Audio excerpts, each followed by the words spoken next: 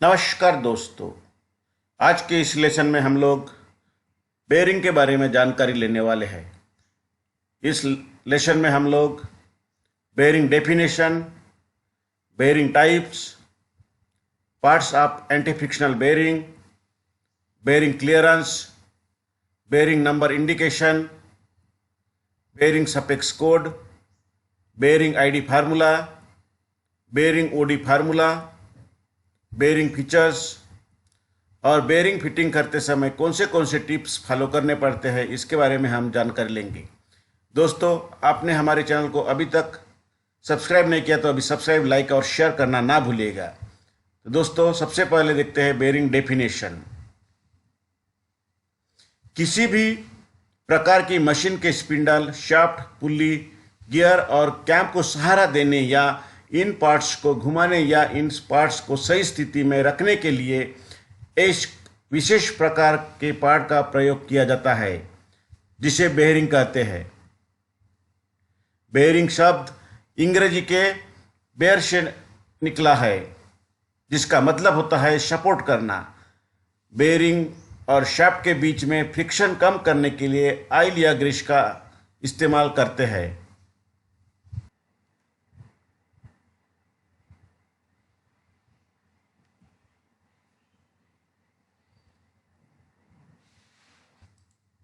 Bearing types.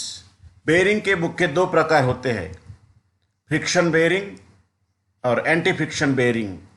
इनमें भी कुछ प्रकार होते हैं। फ्रिक्शन बेयरिंग के प्रकार इस तरह है: solid bearing, bush bearing, foot step bearing, shell bearing, split bearing और thrust bearing. Anti frictional bearing के प्रकार इस तरह है: ball bearing, roller bearing, cylinder roller bearing, needle roller bearing, taper roller bearing. यह बेयरिंग के प्रकार होते हैं। Parts of anti friction bearing. इसमें हम लोग बेयरिंग के पार्ट्स और उनकी जानकारी लेने वाले हैं। बेयरिंग के इस तरह के पार्ट्स होते हैं: सील, आउटर रिंग और race, rolling elements, cage, inner ring और इनर रेश और सील। ये जो आउटर रिंग होता है यह हब में फिट हो जाता है, और ये सील जो होता है इसका उपयोग जो ऑयल और ग्रीस होता है उसको बाहर नहीं निकलना चाहिए, इसके लिए प्रयोग किया जाता है। रोलिंग एलिमेंट्स में छोटे छोटे बॉल्स होते हैं, और जो केज होता है वो बिल्कुल समान दूरी के ऊपर इन बॉल्स को पकड़ के रखता है। और इनर रिंग का प्रयोग इसमें शाफ्ट फिट हो जाता है। और बाद में आती है सील, जिसका प्रयोग ग्रीस और ऑयल बाहर नहीं निकलना चाहिए या फिर डस्ट नहीं जाना चाहिए, इसके लिए प्रयोग में लाया जाता है। Bearing clearance. ये दो प्रकार के होते हैं: रेडियल इंटरनल क्लियरेंस और axial internal clearance. Bearing clearance. Radial bearing के आउटर रेस को एक हाथ से और इनर रेस को दूसरे हाथ से पकड़ने के बाद ऊपर नीचे इस तरह से करना चाहिए। इससे रेडियल क्लियरेंस महसूस होता है। Axle clearance. रेडिंग बेयरिंग के आउटर रेस को एक हाथ से पकड़ने के बाद दूसरे हाथ से इनर रेस को पकड़ना चाहिए। पकड़ने के बाद इसको आगे पीछे इस तरह से करना चाहिए। ऐसा करने से एक्सल क्लियरेंस महसूस होता है।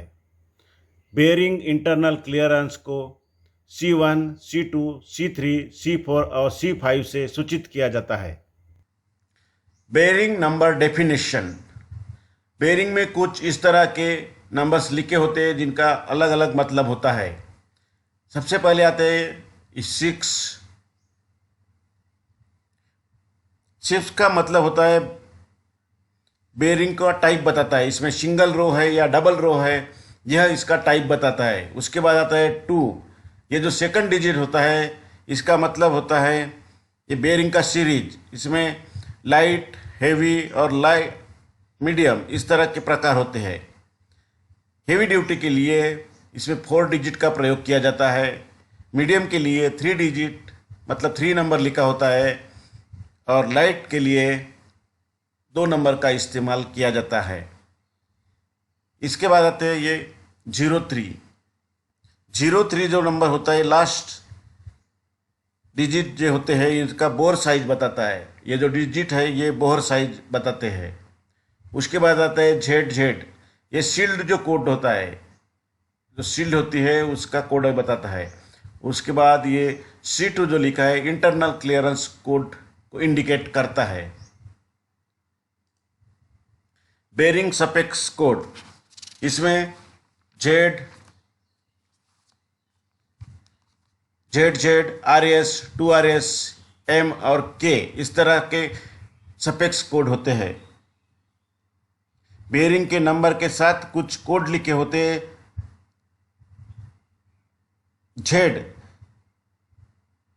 Z जब लिखा होता है तो उसके एक तरफ मेटल सील और दूसरी तरफ ओपन रहता है। जब ये लिखा होता है तब एक तरफ मेटल सील और दूसरी तरफ ओपन रहता है। अगर ZZ लिखा है तो दोनों तरफ मेटल की सील लगी होती है। अगर RS लिखा होता है तो इसका मतलब रबर की सील लगी है और दूसरी बाजू ओपन में है। और 2RS जब लिखा होता है तो दोनों तरफ रबर की सील लगी होती है। M का मतलब केज स्टील की नहीं ब्रास की होती है। M का मतलब होता है इसमें जो केज होता है वो स्टील का नहीं ब्रास का होता है। और K का मतलब होता है कि बोर जो होता है वो टेपर होता है।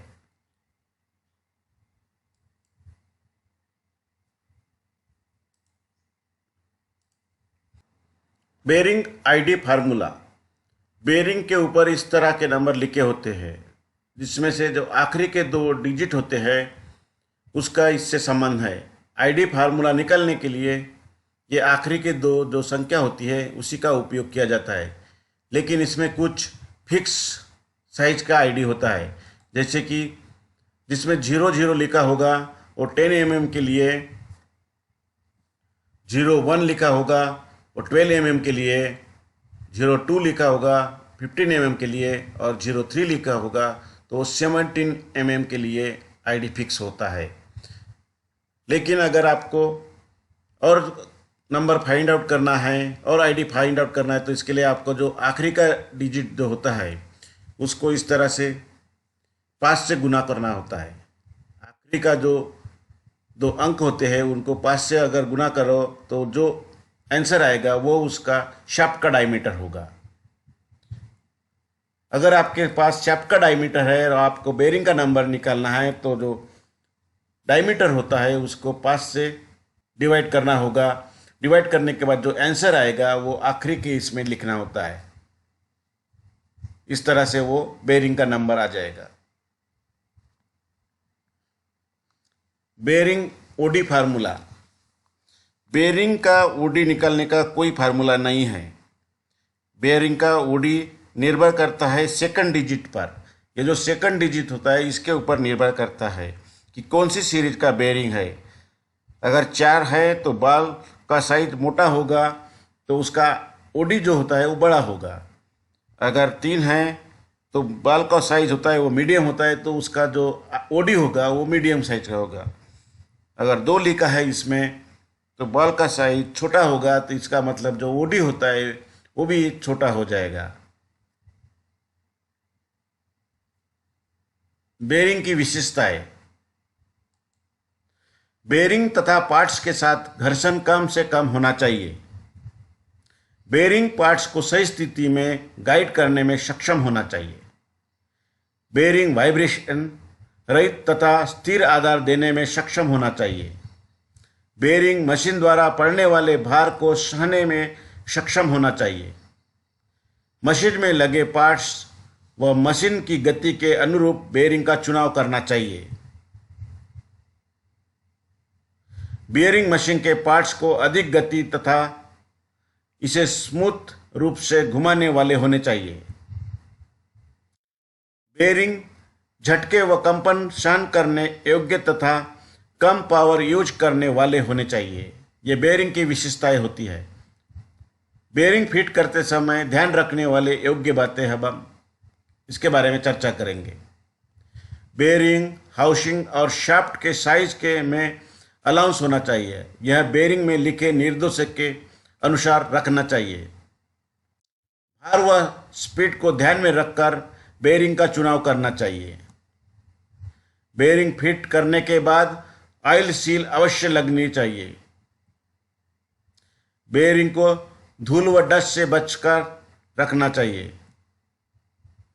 नए बेरिंग को केरोसिन या मिट्टी के तेल से नहीं धोना चाहिए। बेरिंग को फिट करते समय सॉफ्ट मेटल हैमर का प्रयोग करना चाहिए। दोस्तों, आपको हमारे द्वारा दी गई जानकारी बेहद पसंद आई होगी। ऐसे ही नई नई जानकारी जानने हेतु आप हमारे चैनल को लाइक, सब्सक्राइब और शेयर करना ना भूलिएगा और नए वीडियो के नोटिफिकेशन के लिए बेल आइकन पर क्लिक जरूर कीजिएगा। Thank you.